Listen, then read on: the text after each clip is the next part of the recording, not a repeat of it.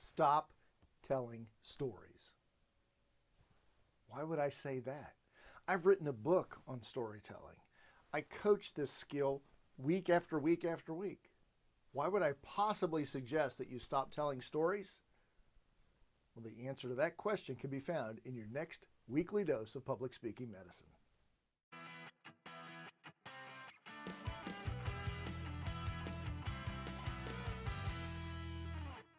Hi, this is Michael Davis, your public speaking MD.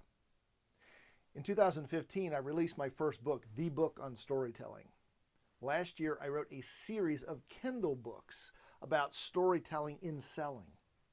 So why would I suggest that you not tell stories? Well, there's a little bit more to my compelling opening, and it's simply this. Don't tell stories until. What does that mean? It means stop telling stories just to tell them.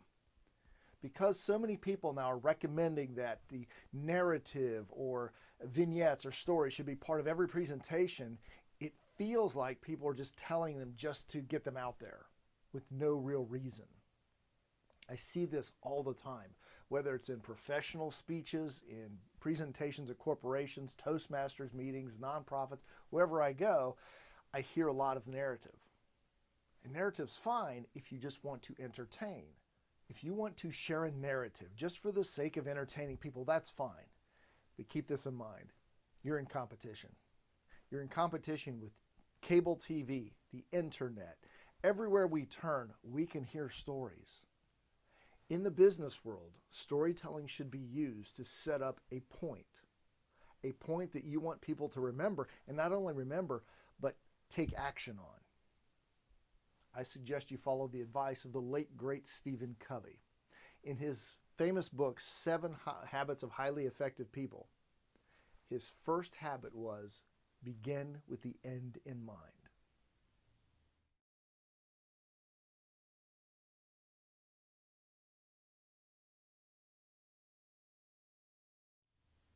Begin with the end in mind.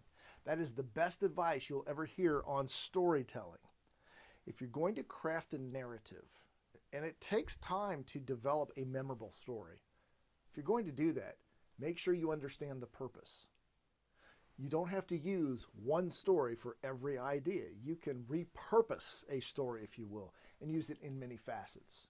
Some of the biggest pushback I get from people is that I don't want to create a story, Michael, for every single point I want to make. Why do I have to have all these stories? Well, variety is good. That's why you don't want to tell the same narrative over and over. However, remember this. One story can have different purposes. It can have several meanings based on what the context is of your overall presentation. For example, in a previous video, you heard a part of a presentation I give called Cornfield Wisdom. That's the story of where I got engaged in a cornfield, even though that wasn't my plan. Now that little vignette could support many different points. One could be, always be prepared for the unexpected. Number 2 is plan better, do more research. Number 3, enjoy the moment you're given and take full advantage of it. Number 4 is don't be so married as to how you get your result as getting the result that you're trying to accomplish. So there are many points that story could support, and it has over the years. So the point of this week's story is simply this, and in fact, this is your prescription for the week. As you prepare your stories, don't write a word until you know why you're telling that story. What is the bigger purpose? What do you want people to remember, to take away, and more importantly, use and take action on? Do this, and you've taken the first step toward creating a meaningful and memorable story. I look forward to seeing you in our next weekly dose of Public Speaking Medicine.